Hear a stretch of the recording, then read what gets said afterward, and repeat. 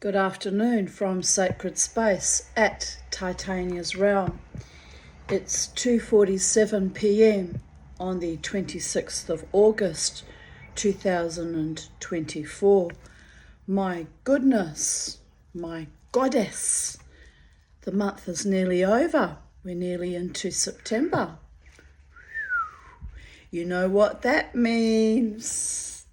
3 more months and it's Christmas. Mustn't think about that.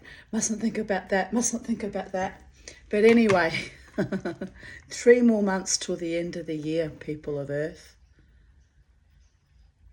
Well, technically 4, isn't it? Because we've got September, October, November, 4 months.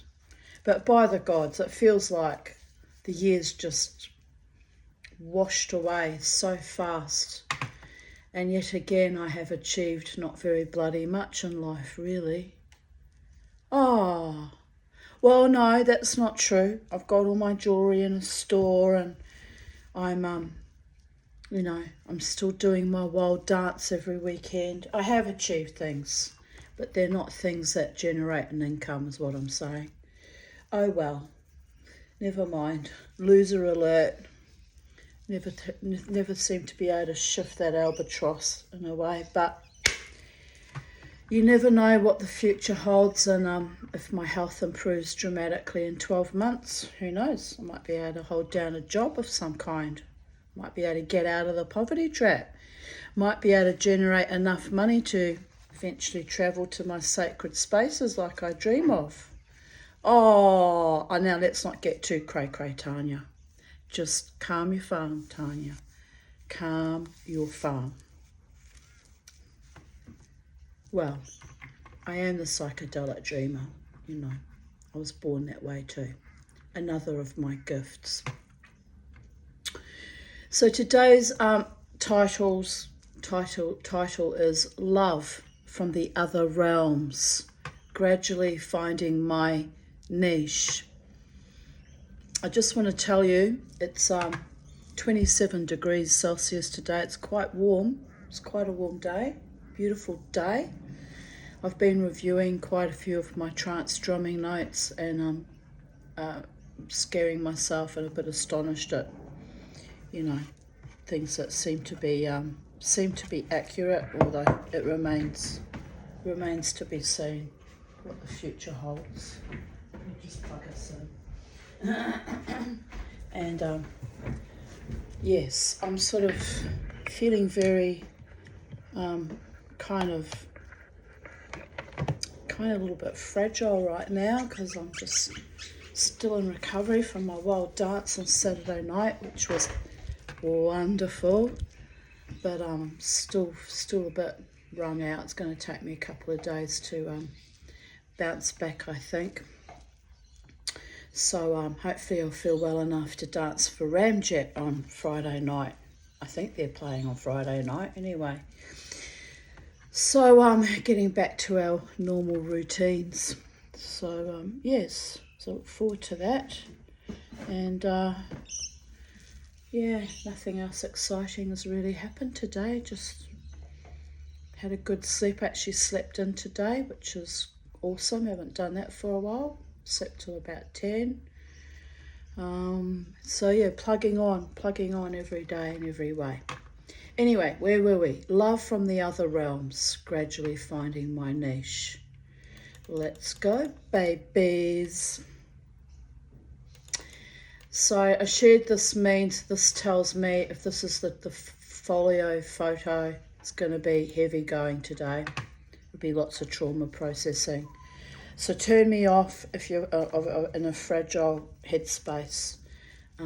You're under no obligation to grind down into the darkness with me.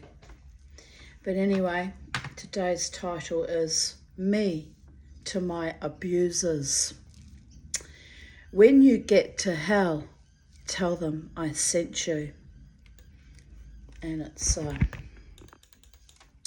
a sweet little girl in a very lovely, looks like a taffeta dress, similar to how I was dressed as a little girl.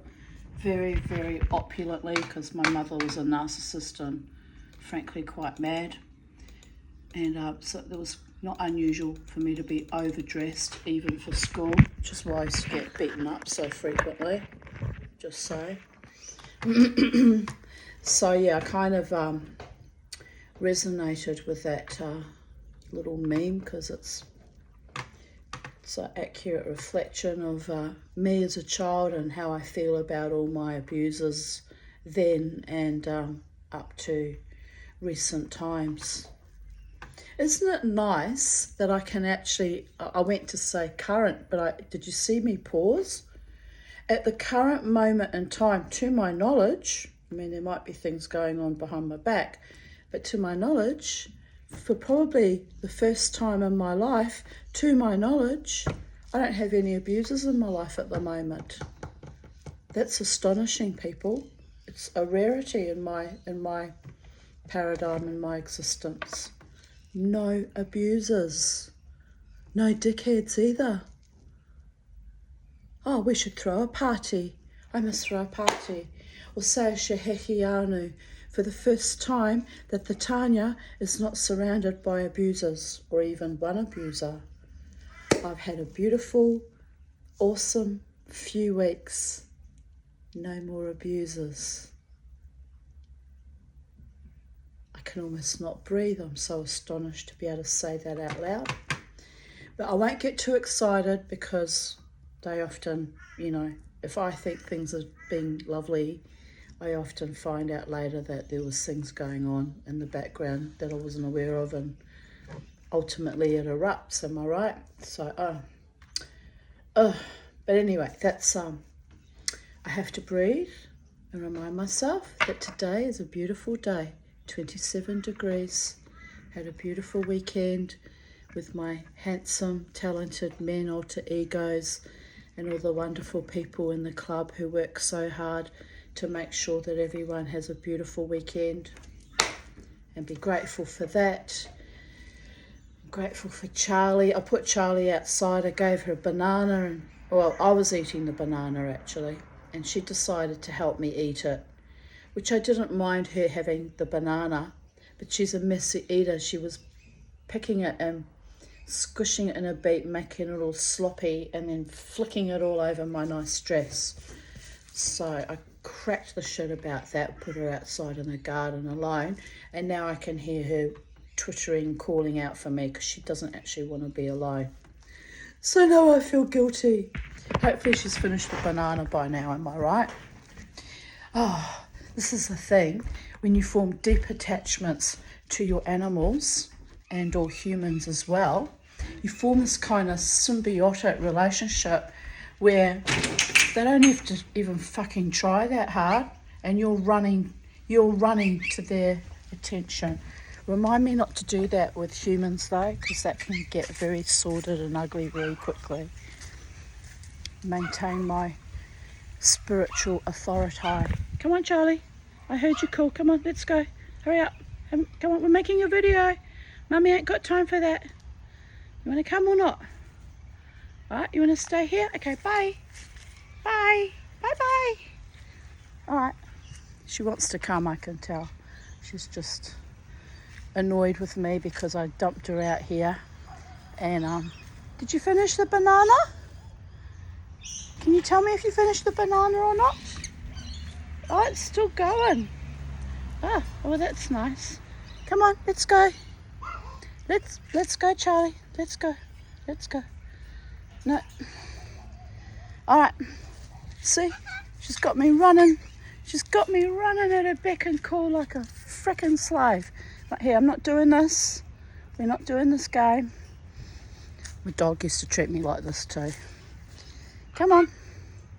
There she is. Finally on the program. To get a schmutter, because you'll do the poos. Yes, just sit on my shoulder. You ate most of that banana, which is good. Don't normally eat the bananas. Just flicked it all over Mama. You had a great time flicking it all over Mama, didn't you? Let's go. Where are we going, Charlie? Oh my goodness.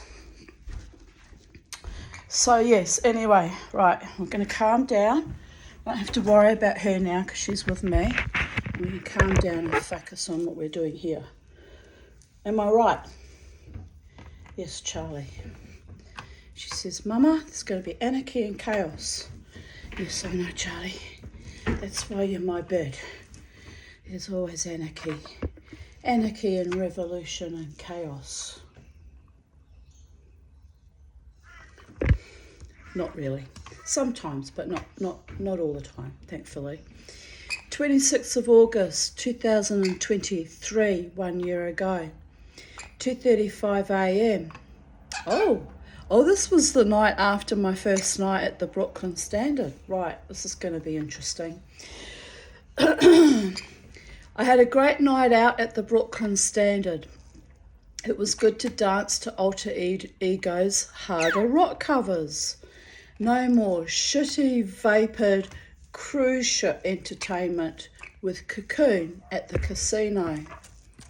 Just try, I've got light streaming all over us. Hang on. It's hard because it looks like I'm in some kind of vortex when that happens. Right, that's better. Don't you blip us off, Charlie.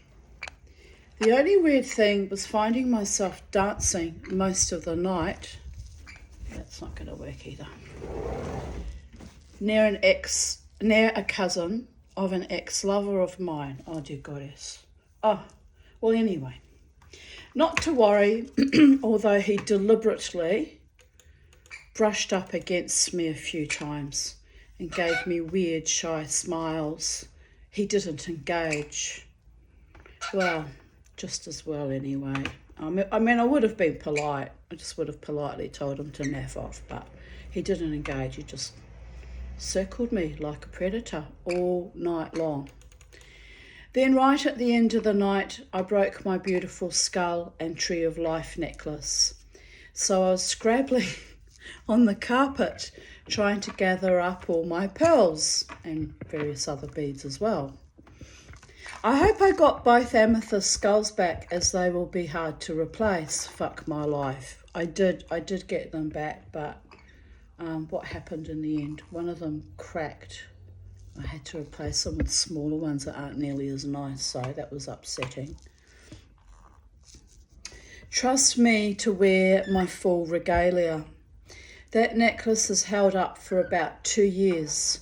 I had a feeling it might break tonight. I will try restringing it with beading cotton next time. Not each bead.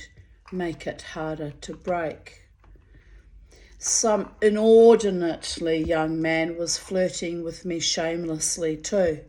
I told him he just took 30 years off my life. Little bugger. But it was all good, nonsensical fun. I don't even remember who that was now. Just must have been some random in the club. I managed to walk to George Street just in the nick of time, excuse me, to catch my bus home. So here I am, frantically typing on the bus, feeling joyous and triumphant. Oh, bless. Yeah, I look pretty joyous and triumphant, I reckon. Didn't let Dave's cousin Chris fucking grind me down. Anyway. Brehutit wrote, and that's exactly how you look, joyous and triumphant and vibrant. Indeed, 30 years off. I see meaning between the two events you mention, meeting that cousin of the ex-lover and your necklace breaking. Actually very symbolic that tie is really broken. Yes, I think so too, actually. I think you are happy with that. So now you can make a new one which can symbolise new and better ties. Although to be fair, that necklace had no connection to Dave at all. I actually made it. I bought the Tree of Life pendant with my small inheritance in September. Well, I got my inheritance in September 2012. 2012, so it would have been late September or October when I bought it. I actually bought it in reverse garbage, of all places, handmade by someone. And then I strung all the beads that went with it together, and so it predated Wiglet, had no connection to him at all. But it's interesting that my friend Brekkie saw that as a kind of a symbolic disconnecting of that connection. So yeah, anyway, I'm not bothered by that. It's I remade the necklace because it's one of my favourite necklaces.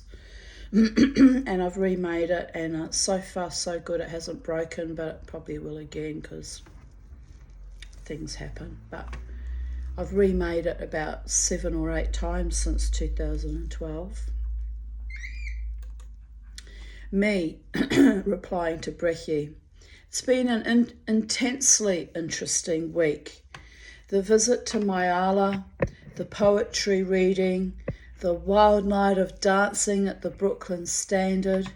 Friday was a day I was soaked in so much love, lots of masculine energy.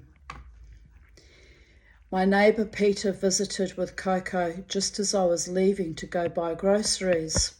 Then a visit from a teenage boy who lives a block away. He often used to stop by to say hello during the worst of COVID. I hadn't seen him for a long while. That would be young Harrison, who, I haven't seen him for a long while either, but he was a sweet little boy. He used to come past and just have little chats to me. It was very, very, very sweet and kind. His own mother had passed away when he was 8, he told me, so yes. Anyway, he is very bright and is half Dutch and half Irish. His mother died when he was very young, and he has triplet sisters, also in their early teens. Then a parcel arrived from Temu, and the young delivery man was very sweet and too terrified to enter my gates, so kept yelling out for me. I eventually realised he was calling me, so went to my gate, because I've got a sign on my gate that says no trespassers, but that doesn't usually stop them. He was utterly terrified of my dog. He said he feared my dog. I told him my dog would have licked his face, but he is dead now and in heaven. The young man almost burst into tears with upset and possibly relief that my dog is no more. Oh, I told him he need never fear coming to my home. It is sacred space. He looked askance and scurried to his vehicle. Maybe he misinterpreted that I was inviting him for sex or something, but sacred space doesn't sound like sex, does it? Well, I guess your vagina is kind of sacred space if you invite a man in to participate in that bliss and joy, but it's not meant that way. It's meant that this is a safe, holy, sanctified, holy ground, guarded and protected by me and my angels and my fae and my spirits and my ancestors that love me. So maybe he was a Christian and he freaked out that he was going to, be in my sacred space in more ways than one, darling, and was in DANGER. But anyway, whatever was going on through his poor little Mother Hydra baby's head, he ran away. And that's okay. That was never my intention in the first place. So, but he was a sweet man offering his condolences. Oh. Then the wild dancing happened, and the cousin, that would be Chris, was so determined to stay in my energy, but in a non-threatening way. It wasn't threatening, but it was a little bit uncomfortable, to be honest, because it was so intense. Bear in mind that if his cousin hadn't been such a prick to me, he could have been part of my life as a friend or kind of a family by proxy if we, developed a loving partnership and got it together. He would have been family. So I was very tolerant because I thought, oh, well, there but for the grace of God go we. things that don't pan out, you know, I'm not going to take it out on the cousin. He doesn't even fucking know me. Like, just be pleasant. So I was like guarded but civil, but kind of guarded but civil. Anyway, it was a very weird fucking evening with him cycling me like a vulture waiting to pick up my flesh. I mean, his actual cousin behaves like a love vampire, so maybe it's in the family, you know. Maybe they're all painted with that tar brush. Anyway, Mama T no longer feeds vampires, just say. It was weird as we're not exactly friends, but it felt kind of comforting too, like he was watching over me. I don't know. I loved his cousin too much. Even I admit it was insane. Like it was really... Hope that never happens to me again as long as I live. Like, I absolutely love being in love, but I hope I'm in love with someone who's a decent, honouring man and genuine this time. I really do. That's what I'm aiming for anyway. All of it was insane, and I was treated very badly. Not just by him, but by all the men I had ever had sexual relations with. Which is why I reverted to my asexual celibacy and grew my female power back, which, since it's my own personal sacred space, terrifies most but not all, certainly terrifies ordinary NPC mainstream men. And if they're terrified by my female power, they're not the man for me, darlings. Certainly not capable of even coming close to being a man that can match my energy. And that's part of my problem too, that I'm a very powerful woman, so I need a very powerful man that can kind of, not be intimidated by my energy and by my in Māori, my manatoa, my courageous, brave power and my spirit and my magic. It's why I walk this earth alone most of the time. It's a very rare man that can love me in all aspects of my being. Many in my earlier years, of my early 30s, tried to kill me. They were that frightened of my power.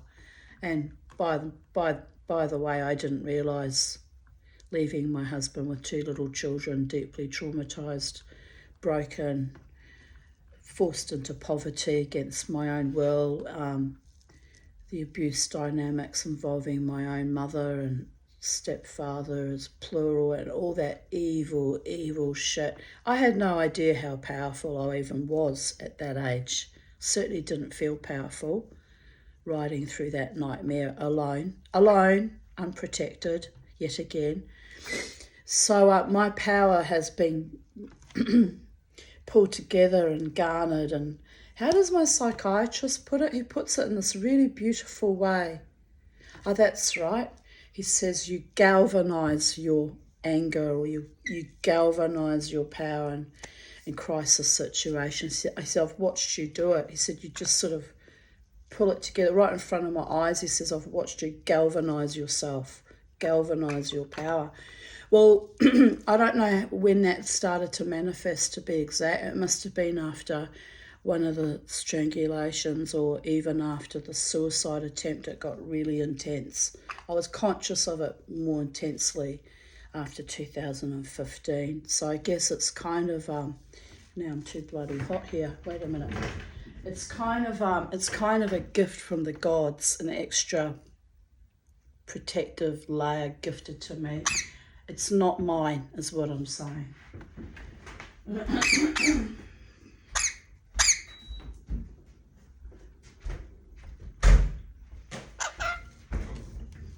Like, yes, my intentions are always honourable, but if I'm in a dangerous situation, which unfortunately I've been in too many times, and you see me galvanised, it does look a bit like you know, Terminator putting up all the robotic kind of protective layers. It's a bit fucking frightening, to be honest. But it must be somehow in my subconscious embedded as a trauma response. And then because I'm a Jew and an ancestral witch, and all my layers and layers of race memory and trauma issues, I can just galvanise like that now. And to be honest, it frightens me sometimes. It's why I keep a very tight control over my emotions and my temper. I try to, unless someone really pushes me too fucking far when I've told them to stop, like what happened with those young girls a couple of months ago. So because you don't need to live under that level of constant emotional activation, trauma activation and distress. It's not good for your physical body. It's not good to live in that state of constant stress. It's not healthy, it's not kind, it's not cricket.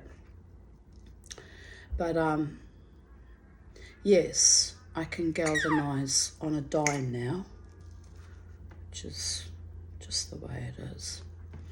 Anyway, I didn't galvanise or in any way was nasty to Dave's cousin that evening, but I was kind of on the edge, holding it together, which was quite astonishing.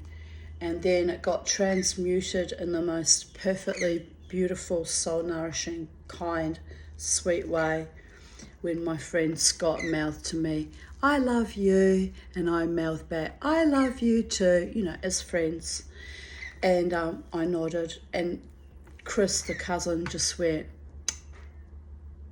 was near the end of the night anyway, but he backed off like a long dog when he realised that I was amongst friends. Didn't think I had friends in the club, did he? Thought I was all alone and isolated. Ooh, doesn't pay to make that assumption, even though I always come alone and leave alone and, dance in my own little space most of the time alone. I do have the most wonderful, powerful, protective friends. So there is that. And also I have my spirit people. If there's no humans around to have my back, I always have my spirit people, is what I'm saying. So where was I? Oh yes, blowing my female power back, my female power that sends some men's hearts racing, cause them to shake. I've witnessed Dave and his cousin coming to the casino to kind of spy on me or whatever their fucking agenda was. And it was a bit fucking BDSM and depraved on their part, wasn't it? But they'd rock up and I'd be on my spot, no, dancing wildly for whatever band was playing at that point in time in the space-time continuum. And they'd turn up and they'd stand in front of, not directly in front of me, but not far away. And they would be like this, shaking like wet dogs. It was actually quite comical. I thought, why are they shaking? I haven't even I haven't even acknowledged them. I'm just dancing. And my friend Nigel explained to me that it's a I kind of have to laugh because I'm a bit ignorant about men's physiognomy when it comes to, certain aspects of their sexuality. I didn't know that testosterone can make you shiver and shake and be all... I've never seen that before in my life with any other man that I've experienced in the past. Suddenly there were two men related to each other, shaking like wet dogs in front of me. Because what am I doing? Minding my own fucking business, dancing my dance, obviously looking, kind of sexy and gorgeous because I always like to dress nice when I'm out, but wasn't teasing them. It's just doing what I do every weekend. So they would turn up and do this weird Neanderthal wet dog shaking in front of me. I still have to kind of laugh about that, to be honest. Anyway, when he saw my friend Scott and Alter Egos and I were blowing kisses to each other at one point, just, harmless sweetness, here I write, it was so delightfully sweet and grounding. The cousin was watching with a look of awe as he had not witnessed our affection for each other before, because we don't normally, to be honest, express that level of affection. Well, prior to that we didn't. Now we kind of do occasionally, you know. But in those days, you know, we didn't normally, there was no overt displays that we were actually friends. So, the cousin was quite astonished. I had to giggle to myself that will go straight back, which is not why I was blowing kisses to get revenge on idiot Dave, because I had no interest in him anymore. But I just thought, I bet that goes back. He'll be very interested to see that, you know, the Tanya was having a wild, wonderful night with wonderful friends. And even just that, even just me merely existing in the world and having any form of happiness generated under my own steam used to upset him, because he was that fucking malevolent. But anyway, that's okay. That's on him. I continue to dance my dance and live my best life, no matter what, no matter who, no matter where. It's a commitment I made to myself after one of my near deaths, actually. I thought, why am I handing my power and my life force and my joy and my womanliness on a platter to people that aren't worth a scrap of under my fingernail?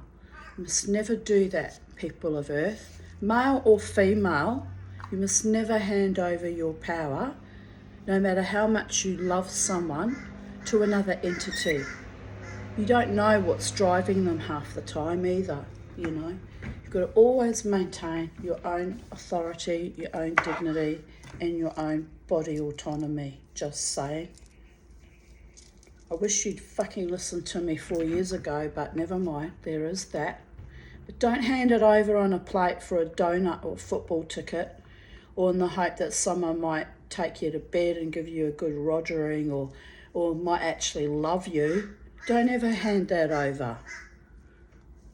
If you're going to take a lover, men and women, make sure the other person sees your magic and treats it like the most blessed, beautiful, astonishingly wondrous thing, and cherishes and adores your heart, mind, body and spirit. Otherwise, sex is just, you might as well take a shit you might as well. Does a bear shit in the woods? Yes, it does. You might as well, it just becomes a function. It's meaningless shit. Some people enjoy meaningless sex though, you know, sweaty and disconnected and cold and callow. Certain types get off on that too. Look, you know, there's a lid for every pot. Like, I'm not judging. I'm just saying, don't cede your body unless it's someone who values you, if you're wanting a real love partnership. You know, the rest, the hot, sweaty, sordid sex is, you know, that has its place too, especially when you're angry and you're getting over a heartache and you just unleash all your fucking shit on someone else. And that's fine if that other person's in that headspace too, and they like being shat on from a great height. Not literally, but, you know. Anyway, look, you know what I mean, don't you? Like, let's not get too carried away with it. You know what I'm saying. Honour and cherishing and respect and sweetness and romance and passion and intimacy and communication and oh my goodness, oh, my blood just did a funny little dance in my guts, because it'd be nice to experience that, wouldn't it? It'd be nice to experience it with someone real. But anyway, look, I'm not upset about things. I'm just living my best life, you know. Remembering my worth, and remembering who I am as a woman and as a spirit, and hoping against hope that one day, you know, I will manifest a beautiful life with a beautiful man of his own free will too, because it's no good putting pressure on people that aren't really fucking interested, because You have a situation like Dave with his cousin still trawling around me out of curiosity and fascination, but nothing ever happened. It was just horse shit is what it was. And I promise you, before all the gods, I didn't put spells on that one either. But, you know, I did do a lot of love spells back in my late 30s, so I think that's what that was. I think it was some old ancient thing that just got switched on, and of course it wasn't meant to be. It was a fucking anomaly, and blah, bloody blah blah blah blah blah blah blah. Anyway, the best and most beautiful thing in that whole connection I had with Dave was that time after I had my surgery, when I was at the drumming circle, and he came and stalked me there with his girlfriend, which was trashy of him actually, and my beautiful Beauregard just stood up on my lap and put his paws on my shoulder and stared at him as if to say, "What do you want with my mama, you dumb motherfucker?" And if there was going to be a revenge scenario, I don't know why, but somehow my heart just bloomed. Just knowing that my little dog loved me so much that he would protect me from that ex-lover, who he knew. He had met him once before. So you see, sometimes you're not meant to be with human men. Sometimes the only joy and delight that's in your life comes from an animal or a bird, or just, I don't know, a business that you've created for yourself and taken great pride in. Or sometimes it's got nothing to do with human sexuality or love at all.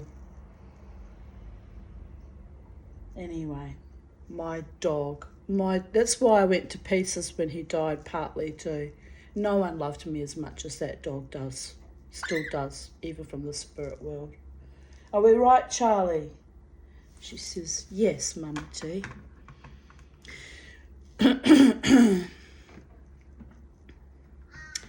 But yes, I continue after giggling that would go straight back, because, you know, I could see the funny side of it after all. So the spirits always know. The spirits always know when someone's not treating me right. They have little ways of getting revenge even without me asking or wanting revenge. It's just time takes time, and don't ever fuck with it, Tanya. The spirits will do it for me if I don't do anything.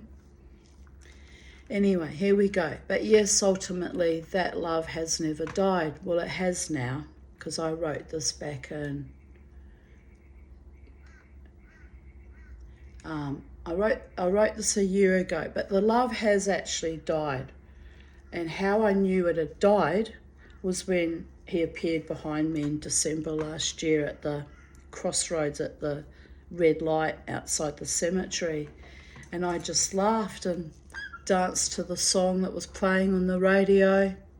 Where are you going to find a woman like that, Jesse's Girl? And I just laughed and laughed, drove into my psych appointment and said, he's done it again, haunted me yet again at Christmas time. My psych went, how long is that going to go on for? I said, don't know, but didn't get to me. In fact, I got him good, and even he had to laugh. He was like, oh, that's good, Tanya. You're over it now. Thank the gods and the goddesses that I'm over that. It was sick. Here I wrote, and I know it was never going to go anywhere.